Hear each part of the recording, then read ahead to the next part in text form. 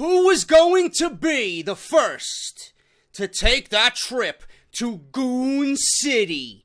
Now available on ProWrestlingTees.com, the newest design for Off the Script, taking that trip to Goon City. ProWrestlingTees.com/Off the Script, $19.99. Get yours today on top of version 1 and version 2 of Get Off My TV. Goon City is the newest edition for the Off the Script podcast, hosted by yours truly, JD from NY. Let's all take that bus trip to Goon City collectively, man. Let's populate Goon City and show why this is the #1 fucking podcast on YouTube.com, man. That's ProWrestlingTees.com/Off the Script. What is going on, guys? JD from New York here. Special guest for the first time ever on Off the Script. Yes. Fucking Joe Cronin talking about WWE Payback. And it's going to be fucking awesome, man. This is episode number 115, part number 1. The #1 fucking podcast on YouTube.com. Joe is here to do my shtick this week. I'm going to hand it over to Joe. There you go. There you go. And this. Off the Script, guys. Thank you so much for watching. We got Joe here doing the WWE Payback preview and predictions for Sunday's pay-per-view. We've got the match card. We're going to go over the full match card analysis, give you our thoughts and opinions about what's going on. And I don't know, Joe, tell everybody, I'm sure everybody, unless you're a fucking goon, where you are, you know, your fucking Twitter, your YouTube, all that shit. Of course. You guys, obviously me and JD do a show usually over on my channel called Out of Nowhere Wednesday nights, 10 p.m. or 10:30 p.m. Eastern Time. My channel is youtube.com/Joe Cronin Show. You can find me there. Just over 30,000 subs. And on Twitter, @Joe Cronin Show. And JD, when I did the and this, my 3-month-old is over in the corner, and I think he just had some kind of conniption in his shit. It was like, I'm not surprised, man. Oops. But, yeah, guys, just a few things out of the way on my end. Go visit Joe. I'll leave you all his information down in the description. Go check him out, Twitter, YouTube. We got Out of Nowhere on Wednesdays live, every Wednesday at 10:30. WrestleCrate.com. WrestleCrate on Twitter, @WrestleCrate. You can use the coupon code JD sent me or Joe sent me for an instant 10% off your first purchase. That's the regular crate or the ultimate crate. I think we should be getting our crates very soon, if I'm not mistaken. I'm looking at people all over Twitter starting to open them, and then there's still other people saying they haven't gotten them yet. So the next 3 days are going to be crate-tacular on Twitter. Yeah, if it's not this weekend, obviously you guys know I'll do the opening on next weekend's show. We're both on ProWrestlingTees.com. We both got online shops. You can visit Joe Cronin Show on Pro Wrestling Tees, buy his #fact t-shirt, which I'm going to do with my YouTube paycheck at the end of this fucking month. And then, obviously, Off the Script, you can get your Goon City t-shirt, version 1 and 2 of Get Off My TV, and then the original Off the Script prototype t-shirt. That's all up there, $19.99. They ship everywhere internationally. And then, obviously, if you missed any... JD, I don't know why, but your Goon... I mean, the Get Off My TV shirt is great, but for some reason the Goon one really smells good. I don't know what... Oh, that's got. You could thank Isaac for that. Isaac designed that shirt. I don't know. I don't know what it's got to be, the ink mix or something. But dude, I was sniffing your t-shirt. I'm afraid to wash it because I don't want whatever I'm smelling to go away. I mean, I might get cancer, but it smells good. Shit, I haven't even ordered mine yet. God damn. I got mine. My Goon. Yeah, well, you guys can get your own Goon City t-shirt. It's ProWrestlingTees.com/Off the Script, and Joe's got his own online shop there as well. But let's talk about Payback, man. What do you think of this? What do you think of this build for Payback? I think it's absolutely fucking. The best thing we've seen in months for WWE, if you ask me. I mean, WWE's not, blowing, shit up every week. But, I mean, it's decent enough for us to get by each and every Monday. But the build is certainly better than WrestleMania, if you ask me. Yeah, the build is better than WrestleMania. And although some of the Raws were crappy, 50% of the Raws building to this were pretty good. And that's better than that amount of Raws going to WrestleMania. So as much as the ratings are down and everything is still kind of down right now, some of the build has me going. The only problem is I think it was only every match for me, I think every match in every situation has one moment when I was like, that build was great. but every other week it wasn't very good. But at least every one of those had one moment when I said, okay, I'm into this. So that's different from the WrestleMania build for the most part. So yeah, I'm actually looking forward to this. Forget what Raw did last week and the week before. I'm just looking forward to Payback itself. And if something big doesn't happen at Payback, I will be disappointed. Do you think the WWE going into this, they're coining it the new era? I don't know why they're coining this yet.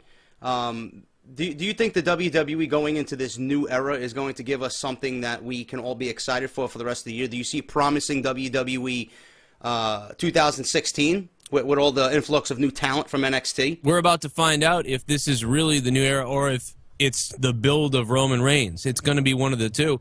If AJ Styles ends up losing in a bad way or losing because of stupid crap, and then you see Finn Balor not debut on Payback but debut Raw the next night, then we could actually see Finn Balor then take on Roman Reigns for the title. And then that makes me worried that it's just a big throw all these talented wrestlers at Roman Reigns and he's going to bury them or beat them somehow, which if we were thinking about old Vince McMahon, I mean, not that he's old, but like what is Vince McMahon's mentality usually? And how would he use all these little guy, well-renowned, known wrestlers? You would say it's not to job, but to look very good, but lose to Roman Reigns so Reigns can look even better. That's his MO. So are we going to see that, or which would, I think in a weird way, would be shocking to us all, but we could see it, or are we going to actually get something special happening at Payback, and are these guys actually going to get put on the main stage and pushed and put over? See, my original thought was, and I still stick to this, and I just don't know why, and we're talking about the main event specifically now right off the bat because this is the most intriguing match in the card. I don't know why WWE debuted AJ Styles in the Royal Rumble. That was my problem. I originally thought AJ Styles should have waited because we all knew that the Bullet Club was coming in. They should have debuted the Monday Night Raw after WrestleMania. And AJ Styles should have came in as a heel with Gallows and Anderson. WWE, right now anyway, as far as I'm concerned, they're still in this ignorant phase where they want to push Roman Reigns as a babyface, even with the heat that he's getting from the crowds. WWE could have pushed him as a babyface with AJ Styles coming in as a heel with his boys, and then Roman Reigns could have had Rollins come back and Ambrose come back, and it would have been a nice organic build for the Shield and the Bullet Club. And now with Reigns the way he is, WWE has to continue pushing him as a heel. He needs to continue getting that heat, and they don't need to backtrack here. If they backtrack, then it's going to be a mistake. So I only see two possible outcomes here. Number one, I think the Bullet Club aligns with Roman Reigns and starts the Roman Empire. Or two, the Bullet Club lays out both Styles and Roman Reigns, and they join nobody. And on Monday Night Raw, Finn Balor is the one who is pretty much the puppet master for this whole ordeal. That's the way I'm going with this. But my original idea, I wanted an original face returning stable with the Shield versus a heel stable and in the Bullet Club, and that would have been an entire year's worth of storylines for WWE. But now it's got me wondering, did you hear this fucking shit about War Games being teased? I saw that, yeah. So I don't know what the fuck they're doing. That makes me believe that the Shield and the Bullet Club are going to go head-to-head. If they want a War Games, that's what you need to have in War Games. It's true. I think the Shield might need a few more members if all these guys come into this Bullet Club or Good Brother or whatever the heck they're going to call it, or Bulletproof, or we don't know. You said you started your whole thing with that you were mad about AJ Styles debuting in the Rumble. I actually really liked that for some reason. I enjoyed it. I didn't have a problem with it. I had a bigger problem with AJ Styles losing to Chris Jericho at WrestleMania. That made zero sense to me.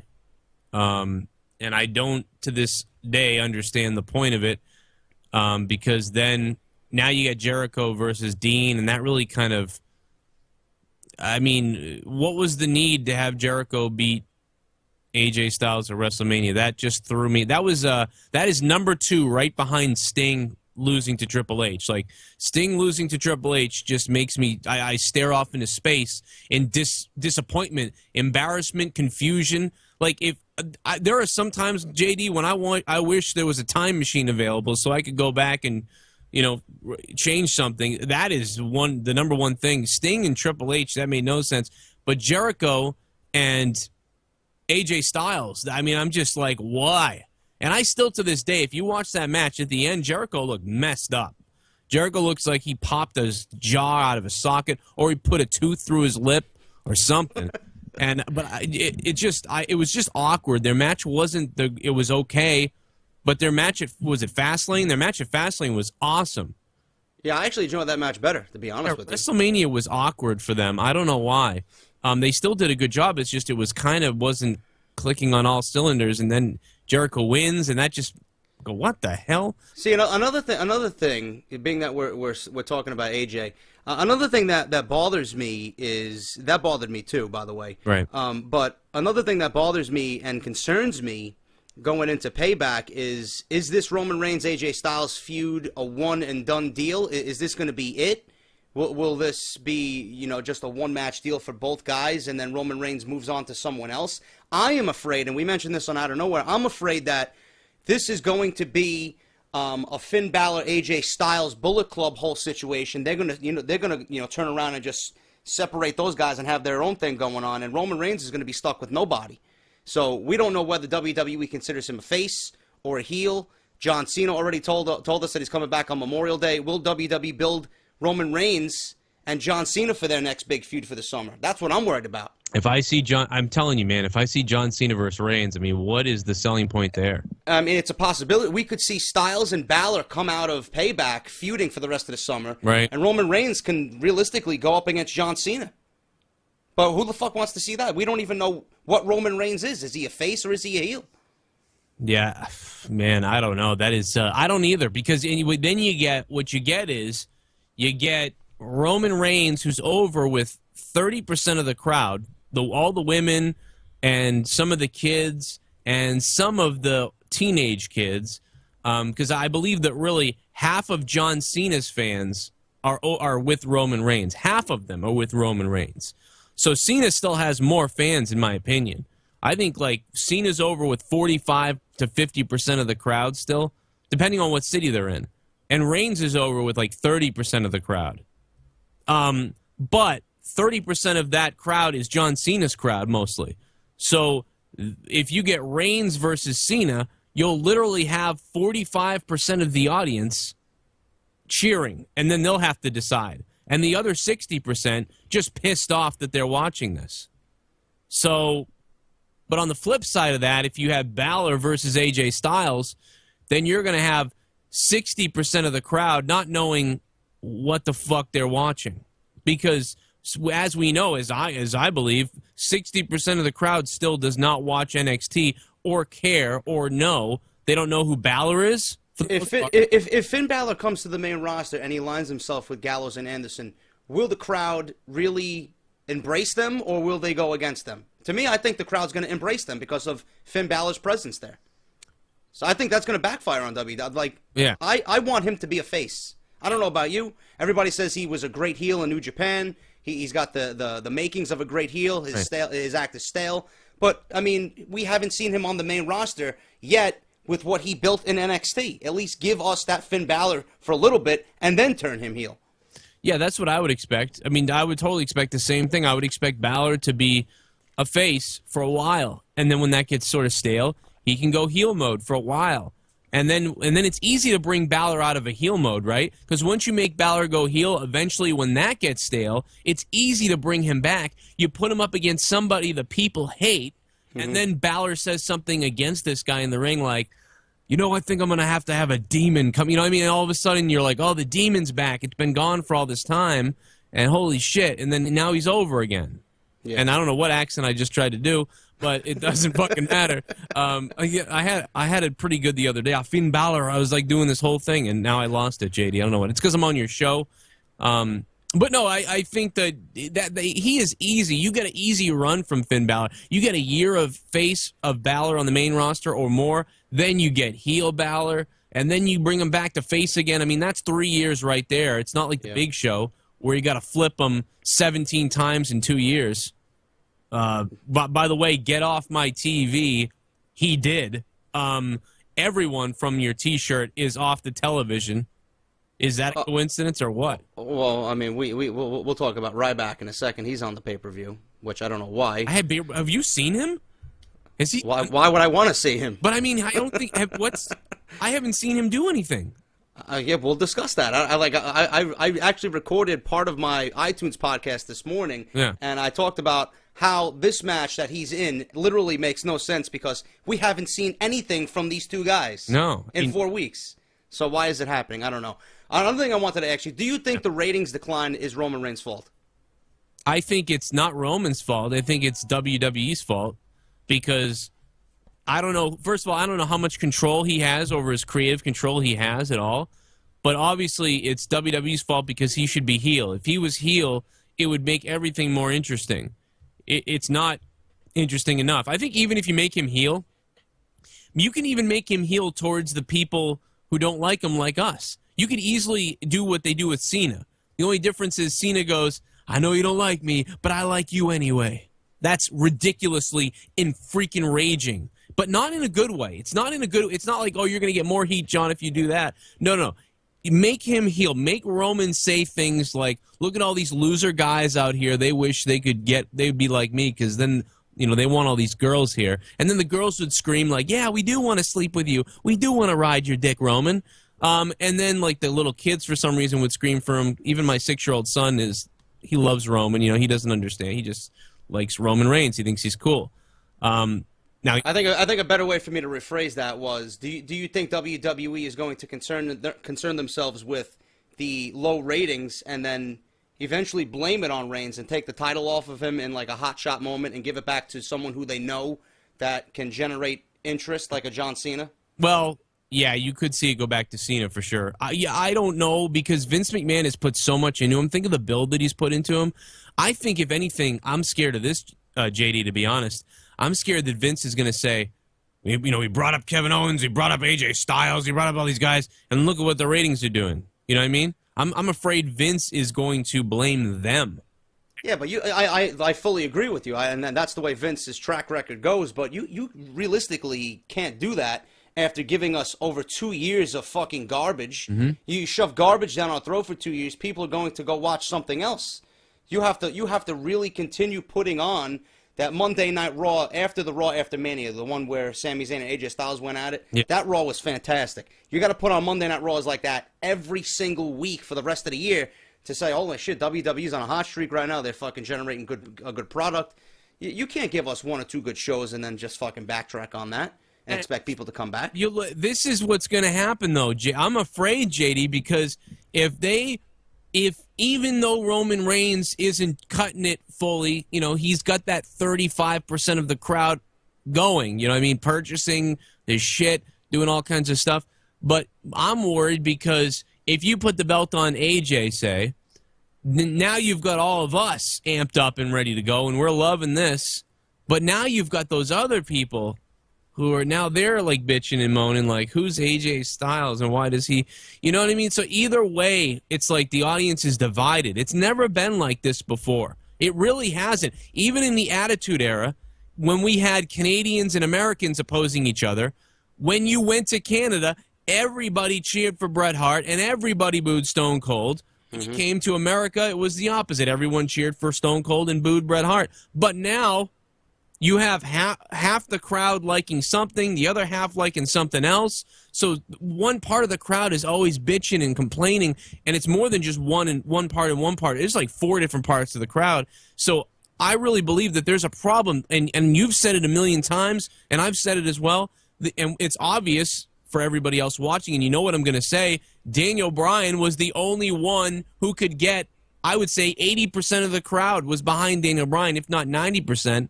Yeah. And that you had it. There it was. There was the thing that could bring the universe together. And you could have had Daniel Bryan going up against Reigns, putting him over in a way. AJ Styles, imagine the matches we would have had if Daniel Bryan. And that, honestly, that is going to go down, in my opinion, as one of the worst things to happen to the WWE. Ever. Ever. And they may not even notice it or acknowledge it for the most part. But That is devastating, bro. 90% of the crowd flipping out. You can't get that with AJ Styles. You can't get that with anybody on the roster right now. No, I agree. That was just a terrible situation. Daniel Bryan was the guy. Roman Reigns obviously is not cutting it. People are leaving the product. People are not watching it. And WWE, the only way for them to fix this is to have him embrace the hate, like I've been saying. That he needs to embrace the hate. They need to go down that road. He needs to turn full heel, and it obviously gives him more opportunity to feud with, a plethora of opponent. You can turn Bray Wyatt face. You got John Cena, who's, pretty much majority face. Yeah. You can put him against a Sami Zayn. You can put him against an AJ Styles. You can put him against literally anybody, and he's got a lot more challengers for the title. If you keep him a babyface, there's no heels on that roster for Roman Reigns to go up against. Yeah. And everybody he goes up against is going to be fucking cheered anyway. You could put fucking, who's the biggest villain of all time? You could put the $1 Million Man in his fucking heyday against Roman Reigns. He'd be cheered. He would. Dude, anybody brought back for any nostalgia reason, but the only thing is, you still get that 35% of the crowd who are spending a lot of money, who are cheering all the kids. But one thing I've noticed, when I'm looking at these crowds a lot of times, for the most part, maybe not SmackDown crowds, but most of the crowds, it's like these are grown men in the audience, or they're college kids. There are so many more, like when John Cena, like I want to say like 05, 04, or 07, 06, maybe 06, 05, 04, there was a heavy amount of kids in that crowd. Even in like 09 and 10, there was a lot of kids coming to these shows. And they have grown up, but they haven't recropped a bunch of new kids for some reason. Do you see the WWE booking for the IWC a little bit lately, or as of late? Do you see that trend continuing? Yeah, I think they... and moving away from the casual fan? They really are moving away from the casual fan a little bit. The only thing left to do is to remove Roman, or to do something with Roman. And if you saw Roman go heel, you would know then, oh boy, they know, they're on board. Yeah. They've got all these IWC guys up here, and now they've got Roman going like Hollywood Hogan on everybody. That would be beautiful. But I'm afraid that they won't do it again, and that they're really using these indie guys, or that they're, and not even that, JD, I'm afraid that they're trying to make everybody happy, that they're trying to go, okay, IWC, we hear you, here you go, we'll play your, and here you go, little kids and women, we got your Roman Reigns. The IWC fans will watch, doesn't matter who's champion, but the little kids and the women, and they want to see that Roman Reigns is with the title. It really, you could switch it back and forth either way, but yeah, it seems like my worry is they're seemingly catering to everyone, but not committing to anything. So, you know what I mean, JD? Like the kids, I got you. But the kids and the women, they don't care. Like Roman comes out, they're like, we love Roman, and he's the champion. They love it. But we're the ones who are like, get that belt off him, and damn it, like make him heel. You know what I mean? So there's a different feeling. We're not like all obsessed with AJ or all obsessed with one of the guys. So that's going to be their downfall. If they worry too much about pleasing everybody at one time, they need to do what's best for them. We just want engaging, intriguing storylines that make us watch Raw one week, and then by the time fucking Tuesday, Wednesday, Thursday come around, we're all saying collectively, I can't wait to fucking watch Monday Night Raw. I want to see what happens with this storyline. Yeah. They need to make Raw right, and I've stated this. I stated it today on the recording of my podcast going up this weekend. They need to make Raw right. It's too stale. Everything they do with Raw revolves around that entire fucking company. They need to fucking change the set. They need to change the way they fucking present the show. They need to change the theme song. They need to get rid of that fucking horrid announce team. Everything needs to change about Raw. Then the ratings will see a rise. That is my opinion. I think they should also, and this is a ridiculous sort of thing in a way, but I think they should start dimming the lights a little bit too. Yeah, I like that idea too. Yeah, the very back crowd, turn that shit off. Let the fans in the middle and the front be seen a little bit, but dim and I don't want blue and red lights shooting around. I don't want that, but I just darken. You remember the Triple H match at that impromptu, what was it, breakdown or whatever the hell it was? Oh, Roadblock. Roadblock, yeah. Yeah. Light it like that almost. I mean, because that actually looked better than a Raw set, and that was a standard house show setup. Yeah, it made it look like it was a big fight. Like this is an event. Yeah. But we can collectively say that Roman Reigns is walking out of Payback, the WWE champion. By however way he walks out, whether it's a double count, a double disqualification, or a screw job of some sort, which we know is coming, he's walking out the champion. The only thing that would be interesting is if, like, imagine if you know, they were interfering a bunch and the referees were knocked out, or whatever you say, and Finn Balor like made his like epic like entrance as the demon. His entrance would be longer than the fucking match, right? And then, you know, I don't know, Roman's distracted by that, I guess, and then AJ beat. I don't know what the hell. That seems stupid, though. I don't know. But, yeah, I think Roman's probably going to walk out with the title. But if they don't do it the right way, honestly, I'm worried that it's going to end in a kerfuffle of crap. And then, you know, like Gallows and Anderson kind of mess things up and AJ loses because of it. Yeah. And then they continue to be like, what were you guys thinking? You know, and I would hate that. That would really drive. I would love if WWE takes a play off what they did in New Japan. You know, that AJ Styles is here. He came to greener pastures. He wanted to succeed on the big stage. And, you know, he left his friends behind and they followed him just to fuck him over. You know, where the fuck you going, man? You left us for dead over in New Japan. You're here. We followed you. Now we're going to fuck you over. Yeah. You know? Yeah. That could work. I mean, that's why I feel like they would turn on him, because it makes sense, because like he got them in the door. They mentioned that, like, oh, you got us here, you put the good word in for you. What makes them better heels than them turning on him now and kicking his ass? Yeah. And now it's like, man, he got you in here. Why are you beating him up? What the hell's going on? Yeah. It's the whole, like, with the Nash and Scott Hall with The Rock, or it's Hulk Hogan at WrestleMania 18 or whatever it was. Yeah, I don't know, dude. So Roman wins, but we don't know how, and I hope to God it's good. Yeah, and I'm glad I don't know, because this is the first time in a long time that WWE really has, you know, a lot of interest going into this, and we can't predict what's going to happen. Finally, right? You know, it's, you know, like WrestleMania, everything was predictable for WrestleMania. But the bar is high for something special or something good, and if none of that happens, I mean, that's going to be the last thing we see, JD, at Payback. So if it's not something special, I mean, we're really building this up in our minds. If nothing happens, I mean, it's going to be all rage from me. I'll be live after Payback on my channel, and then your review is going to be up. I mean, we're going to be raging and shit on our stuff. Yeah, it definitely something big needs to happen. If not, WWE can always do it on Monday Night Raw. But, you know, being that the network is $9.99, they have a track record of not giving us what we want and then saving it for Monday night. So we'll see. But all in all, we think it's going to be Roman Reigns walking out the WWE champion. Right. Kalisto versus Ryback, dude. I don't know what the fuck they're thinking with this match, and I don't mean to make light on anybody passing, and I'm glad WWE acknowledged China the way they did on Monday Night Raw. But along with China's little 5-second fucking, you know, still picture, you know, in memory of Joni Lauer, they should really have a picture of the United States title in memory of. I don't know what the fuck is going on with this belt, but Kalisto right now is dead in the water with this shit. Yeah. They need to get it off of him, and I have a fear that they're going to give it to Ryback, and right now the United States title is fucking on life support. In Ryback's hands, it's fucking in the grave. That's just my opinion. You know, I forget who it was, but somebody the other day mentioned something about the lineage of the U.S. title, and I don't remember where it was, but I almost laughed at it. I don't remember exactly what the context was, but anyway, the point of what I'm going to say is, I'd like to can we get John Cena in a ring and then slap him across his face?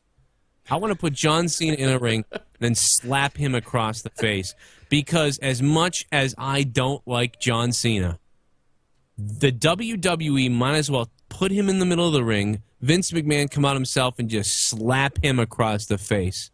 Because for everything he actually did to build that title back up again and put that thing on the map, it has been removed from the map, JD. It's still in the universe somewhere, but it's not on the map. You look on the fucking key, you see the Intercontinental belt, tells you where it is, tells you where the world title is. No U.S. title, though. It's out off the map. It's off the grid. And after everything John Cena did, it is disgusting. And like I just said before, everything on Monday Night Raw, you know, everything that happens in the company happens on Raw. The whole fucking show revolves around the WWE Universe. That is the focus point of their programming. Neither Kalisto or Ryback has shown themselves on Monday Night Raw to even hint at this title match, yet this match is happening. And Ryback lost to the champion. What grants him another rematch. Yeah, I don't. On those two things, it just doesn't make sense. You know, the United States Open Challenge was the best thing about Monday Night Raw. Why don't they do that with everybody that has the fucking title? You know, it makes no sense. And if Ryback loses, he's dead. And if Ryback wins, the U.S. title's dead.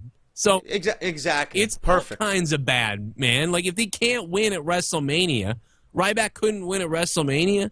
I couldn't have said it better myself. If Ryback is dead right now, if you give him the U.S. title, nobody's going to give a shit about him regardless. But the U.S. title is dead. Yeah, period. It really is. I mean, I'm going with Ryback on this one, but that's a pre-show match, actually. By the way, Kalisto in a match with Stardust for a little lap. Dude, Kalisto needs to be in a tag team with Sin Cara. That's where he thrives. Yep. He needs to have a run with the belts or something. Put them in the tag team division. The U.S. title went from Del Rio to Kalisto, Del Rio to Kalisto all year. Nobody gives a shit. Right. Nobody gives a shit. Ryback's walking out the U.S. champion. I don't even. Yeah, I'm just depressed talking about it. Yeah, Ryback is gonna. I think Ryback is gonna win. I'm not. You're not, because why else would you go have another match, Ryback, even though you lost? Why? And he's got the balls to actually say that he's upset with his position in WWE. Who the fuck is he? And he's talking shit. Yeah, he's talking crazy shit. Maybe I got to go somewhere else. I might go feed my hunger somewhere else. Yeah, goodbye. I'll fucking be the first one packing your bags. Where the fuck is he going to go? Is he going to go to ROH? They're not going to take him there. Is he going to TNA? That's sinking in the ocean. The hell's he gonna... A Ring of Honor might buy TNA. Who the fuck knows? Yeah, you know what they'll do with Ryback if they buy TNA and they find out he's in the company? They're going to fucking plant a tree outside, put his ashes in the tree. Just like Leah wants to be buried. Leah, what were you saying earlier? Bio fucking tree or whatever? Yeah, they use your ashes to grow a tree now, JD. They're coming out with that. You can grow yourself in a tree rather than going in the grave or just cremating yourself. You cremate yourself into a tree, and then the tree grows, and you live forever. And it's a bio urn tree. Oh, really? That's pretty interesting. She was mentioned earlier. We put Ryback in one of those things. You really want Ryback fucking just living forever? Yeah, they'll bury him right in the back of the WWE headquarters. There'll be a tree out back. And be like, what is it? This thing has apples. I'm going to eat these apples. Those are Ryback apples. Those will be the worst tasting apples in the fucking forest, or the fucking in the garden. In memory of Ryback, and the apple will taste like shit. Exactly. Just like his wrestling skills, typical. Exactly. All the apples will fall off the tree early and rot. It'll be unbelievable. I feel bad. I mean, that guy. I'm really the guy, the person. Ryback. I mean, the guy seems like a great guy. I think a little sensitive, it seems, but. You know, what did he expect? He in an interview, I mean, he talked about being the main event at WrestleMania. It's like, listen, as cool, as nice a guy as he seems like he is, and I do root for him when I hear those interviews. So when I hear those interviews, I root for him. But when I see his wrestling ability, you remember his wrestling ability, and you go, oh. Now, his match at WrestleMania was okay. It wasn't, you know what I mean? It wasn't disgusting like it usually is. It was just like, oh, good job. You know, you did a good job. All right, on to the next thing. But he's a product of WWE creative fucking up. You know, they fucked him up. They fucked him over so many times. It came down to the crowd they just don't give a shit. The only way for Ryback to get somewhat over or whatever, he's gonna do something crazy. I mean, he'd have to be in a hardcore match and throw himself off a fucking top rope through a table or something. I don't know, man. Like, what do you do? What do you do if you're Ryback? There's nothing you can do. At this point, I don't give a shit what he does. Looks like RVD. Looks like Goldberg. Looks like a fucking rock soldier from Ninja Turtles, 1993. Jesus Christ. Ryback, in my opinion, he's going to win the U.S. Championship. Hey. What else we got? We got The Miz with Maurice versus Cesaro for the Intercontinental title. What do you think of this one? I love The Miz with Maurice. I think they're great together. You liking this 007, 00 Cesaro shit going on? Well, I mean, I created it, so I do. Oh yeah, that's right. You did say you had a hand in that. Well, as long as they don't get too campy with it and too fucking cheesy with it. Yeah, I don't mind him coming out in a suit. I think he looks fucking good in a suit. You know, all he needs is now WWE to give him a fucking silenced pistol coming out there. You know, pretending like he's fucking hunting bad guys or whatever, fucking trying to rob banks. JD, 8 months ago, I think it was right around when he got injured. It was right when he got injured. I had mentioned, and there's some kind of connection with Tyson Kidd because on my show 3 years ago I said #fact, and I started saying #fact. Yes, Next thing you know, Tyson Kidd comes out saying fact this, fact that, and I go, what the hell? Well, when Tyson got injured, and then Cesaro got injured rather, I said they should dress him up in a suit, and he should wear the suit everywhere like a badass, but be kind of silent, but wear the suit like he's awesome, he's cool. And then, JD, I said on my show, I think it was State of the WWE or something. You can go look it up. I fucking said this stuff. And then I said, and then he should get to the ring and rip the suit off like a maniac. Just rip the suit off like a psychopath, and it'd be awesome. And then get in there and do his Cesaro swing and shit. I did say change his music, too. And so it's come to fruition. They're listening to the show. So Tyson Kidd not only fucked you once, but fucked you twice, right, is what you're telling me. Somebody is... maybe Natalia is like... Now, Tyson Kidd follows me on Twitter. We talk sometimes, and he promises me, he goes, I don't know who you are until now. I really didn't know who you were. I did not do this. I'm like, did you come up with it? Because... And he goes, yeah, it just was something we came up with. Yeah, that's a massive coincidence, then. I'm like, dude, both the people from this team have taken my exact ideas. Jesus Christ. Whatever. I mean, I'm not that special, but I don't know. That's bizarre, man. But anyhow, does he win the Intercontinental Championship, though? I believe that they are in a great feud, and he will win the IC belt. But I have a feeling the Miz is going to skeeve out of this thing, and they'll continue on. That's exactly what I thought. I think, being that Extreme Rules is only 3 weeks away, yeah, following Sunday, I think they're going to have a rematch, and then Cesaro will win it there. I'm liking the feud. The only thing that I don't like is the lack of, I'd say, the lack of enthusiasm from the audiences that we've seen on Monday Night Raw. It seems like nobody really is like, warming up to this angle. I still don't think The Miz is the right guy to have the IC title. It just didn't make sense coming out of Mania. If WWE wanted to stick with Zack Ryder, have him win at WrestleMania and shock everybody, they should have had him at least carry the belt for a couple of months. Show him, that, you really give a shit about Zack Ryder, and have Zack Ryder show us that he's worth something. You made the guy look like a fucking bum.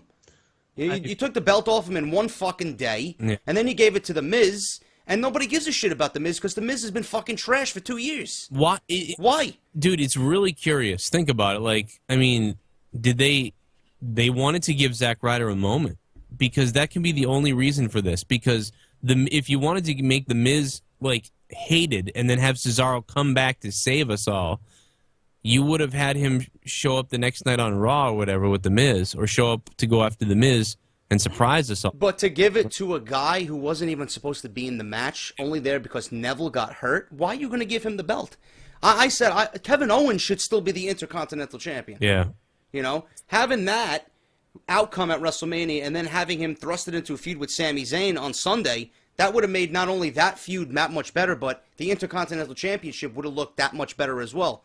WWE didn't go through with that, and I think that's a huge mistake. Let Cesaro take the belt off The Miz eventually, whether it's this pay-per-view or the next. I think, like you said, it's going to be the next or the next after that. And then Kevin Owens can come back into the picture and say, I'm back for my belt, depending on how he's doing with his feud with maybe Sami Zayn or whatever. But yeah, you're right. I mean, probably should have kept it on The Miz. But they got two kind of pops out of it. So in a way that they got Ryder to get a moment.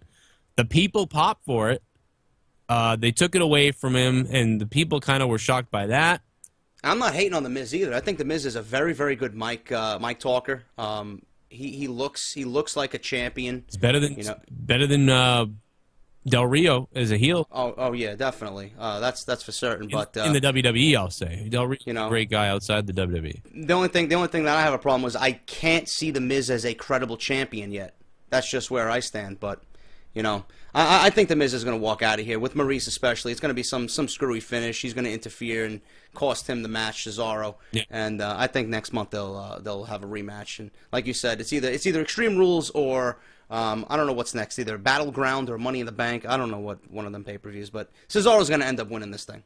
Yeah, he'll have the belt eventually, but they'll dangle the carrot, I guess. So yeah, we'll go with The Miz, I guess, for this one, even though Cesaro will eventually get it. Yeah. Dean Ambrose versus Chris Jericho. I know you've said that you've enjoyed some of the things that we've seen here, but for me, I can't get into this for some reason. And with Dean Ambrose, it's the same thing every fucking time he's in a feud. I ask myself, why is this guy feuding with another opponent? Like, why is he in this feud? Like, what are they fighting for? I still don't know what these two are fighting for. I'm confused now, too. At the beginning, I enjoyed it. I mean, they're fighting because Dean Ambrose makes funny jokes about Jericho's scarf.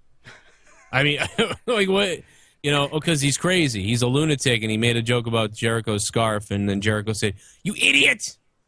Did WWE bring up once in this feud that Jericho walked out on him and Reigns during that match with the Wyatt family? I think it was at Night of Champions. Did they bring that up at all? No, I don't believe so. Then this feud doesn't make any sense. I don't know why they're fighting. I mean, anybody can make fun of Jericho's scarf and his light-up jacket. That doesn't warrant a feud for a pay-per-view. They're fighting because Jericho has to put over Dean and give Dean a win. Will he put over Dean, though? I'll tell you what, if he doesn't...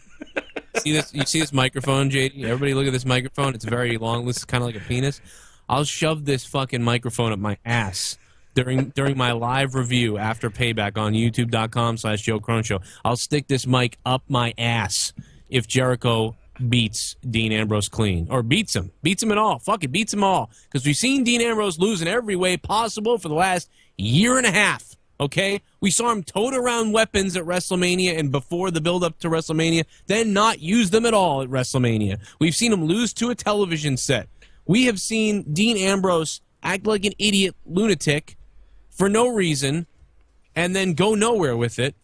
And he is booked like Mick Foley. The only difference, I've been saying this for 6 months, he's booked like Mick Foley, but he's not a lunatic, Joe. That's the fucking problem. He's not a lunatic. He's not a Brian Pillman. He's not a Terry Funk. He's not a Roddy Piper. What the fuck is he? He's a fucking clown. WWE has portrayed Ambrose like a clown. Like a clown. Yeah, put some clown makeup on him. That's right.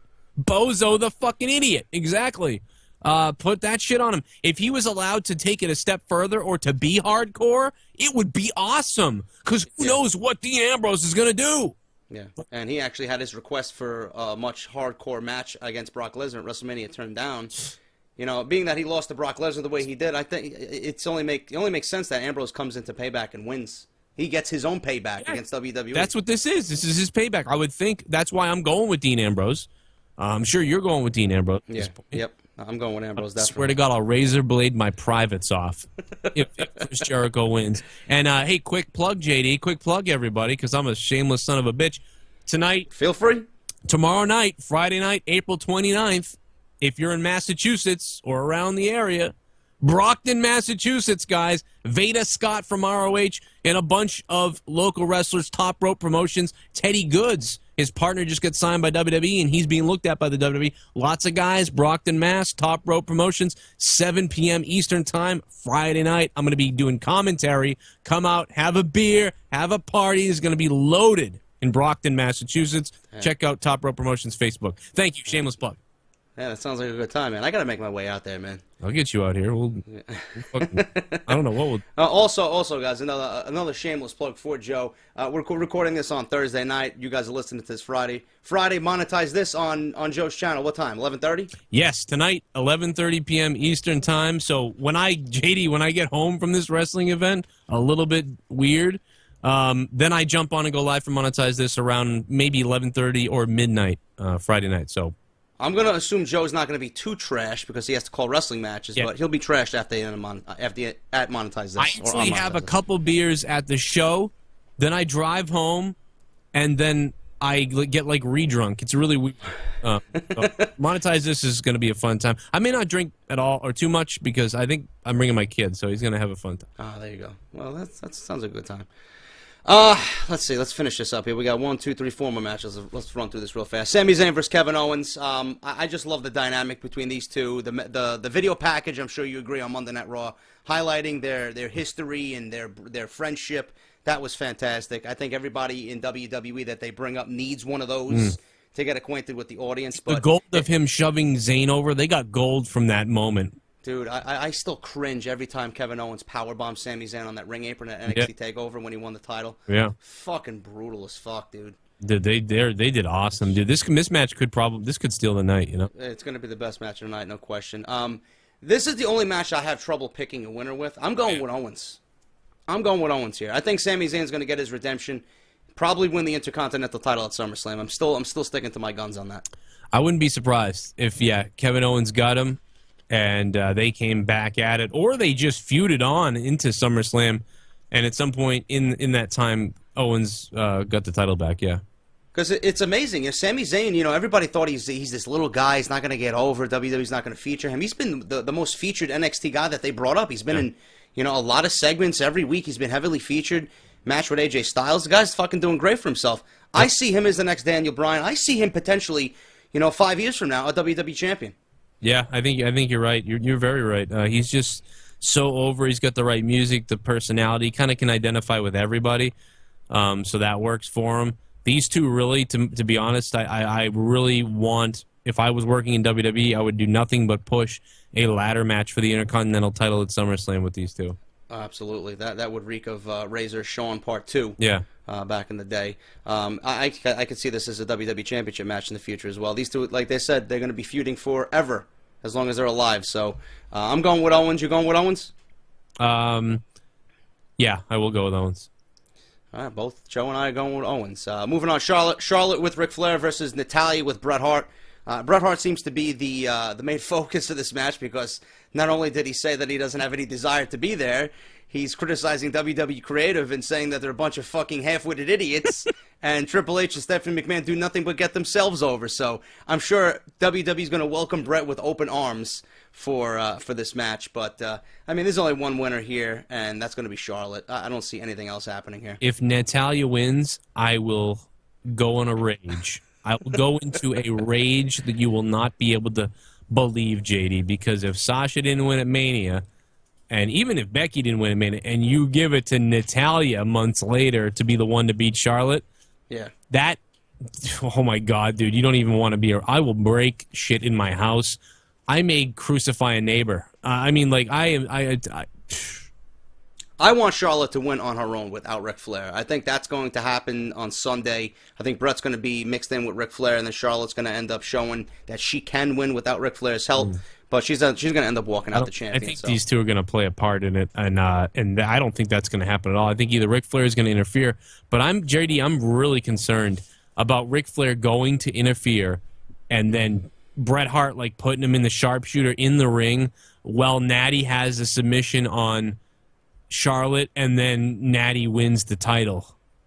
I'm really concerned that really is what they're doing. I'm not joking, bro. You think that they would do that? I mean, like we said with the IC title, there's 3 weeks left till Extreme Rules after Sunday. You think they'll take the belt off Charlotte for a pay-per-view and then flip it right back to her the next pay-per-view? Maybe. I could see it. Wow. I mean, I wouldn't, if I was working there, God, no. She certainly deserves it. Yeah, I think if anything, you could utilize Ric Flair still cheats even though Bret's there.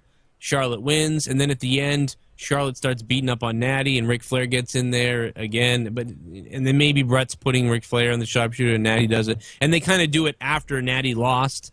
So it's they're putting them in the. So it's a feel good moment, but Natty lost. That type of thing. That would be okay with me, but I'm very concerned. Because this is weird. So your final prediction is Natalya? I really don't want to pick her. I really don't want to pick. I'm gonna pick Charlotte because that's what should happen. I'm going with Charlotte just because I think that's what should happen. I gave you guys that tidbit, and if that happens, Cronin gonna be crazy. I'll tell you that. But yeah, I'm gonna go with Charlotte because that's what you should do. WWE. Yes, we both agree on that. Two more here. Dolph Ziggler versus Baron Corbin. Something I'm looking forward to. These next two matches I'm looking forward to very much. Ziggler and Corbin. I think Corbin is going to work very well on the main roster. He's got the size. He needs to work on his mic skills a little bit, but that's his only weak point. His only weak part to his repertoire. I think working with Dolph Ziggler is going to get him in the state of mind in which he needs to work a WWE match. I think these two are going to work very well together. And obviously, I see Baron Corbin winning this. I don't see any other way here. Why would Ziggler win this match? I see make sense. Corbin winning or some kind of DQ thing happening. I would go with Corbin for sure. But or maybe a DQ. But I'll go with just Corbin winning. I love that Dolph jumped him, and I think they did that. That makes it a little more believable. Like, oh man, Dolph's got some fight. Here we go. I love Dolph jumping him. I did not expect that at all. He's got the cool new red entrance thing. Yes, awesome. I love that. And then all of a sudden, Dolph shows up to jump him. So, great move there. This is a sort of a sleeper or silent match it's gone a little bit under the radar, but has been executed great. It's not blowing anything away, but it's just greatly executed as a sub mid-card match. And, yeah, I'll go with Corbin. Definitely. And finally, to end the review, guys, Enzo and Cass versus the Vaudevillains, the finals of the Bootios Tag Team Tournament. I'm actually going with the Vaudevillains here. I don't know how you feel about it. Dudley is going to interfere. That's exactly what I was going to say. I think the Dudleys are going to play a part in this, and that the Vaudevillains certainly need it more than Enzo and Cass. Enzo and Cass are over like fucking crazy. Vaudevillains need to be, need to have some momentum so that the universe gets behind them and realizes what they are and who they are. And putting them against the New Day would make them villains for sure, because New Day's face.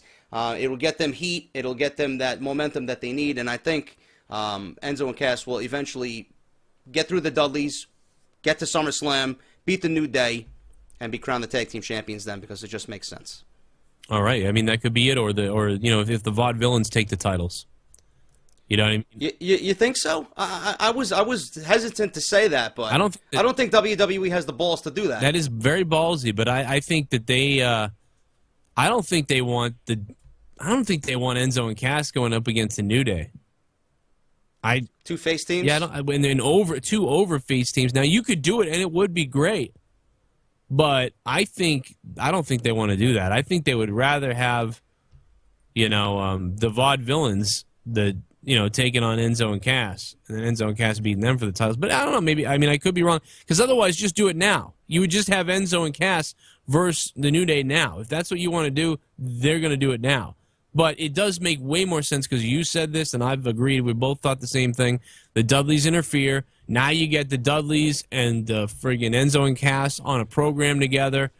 But who does the New Day go after or go up against if they lose the titles to the Vaudevillains? The New Day would probably get a rematch, and maybe the Vaudevillains somehow. Maybe the Dudleys interfere again, and now you flip the deal, where basically now the Dudleys are back against the New Day in maybe some kind of stipulation, and now Enzo and Cass versus the Vaudevillains. But do you really want the Vaudevillains versus Enzo and Cass at SummerSlam doesn't sound right to me, so maybe not. But I have a hard time thinking those two fight each other. But I suppose if they wrestle each other, the best place to do it is at the bigger stage of SummerSlam. I guess that's where you do it. But I just feel like I'm of the old school, dude. I don't care if they're both face teams. If they're the two best teams, they should just go. Go into SummerSlam, put a tag team fucking title match together. New Day versus Enzo and Cass. Obviously, they're the two best teams in the company. So. Yeah. That's what I would love to see that too. I just don't think that they're thinking that way. So I'm going to think like they are this time, which is nothing wrong with that. So yeah, it's definitely a ballsy move. But I'm going with the Vaudevillains. You going with Enzo and Cass? Oh, or you going with the Vaudevillains? No, I'm going with the Vaudevillains because Dudley's will interfere. All right, that's right. I forgot you said that. Well, that's Payback. So we can expect a decent pay-per-view. I think it's going to be great. A lot of surprises coming up. I'm gonna be doing my review. Joe's gonna be live doing his review after the pay-per-view's over.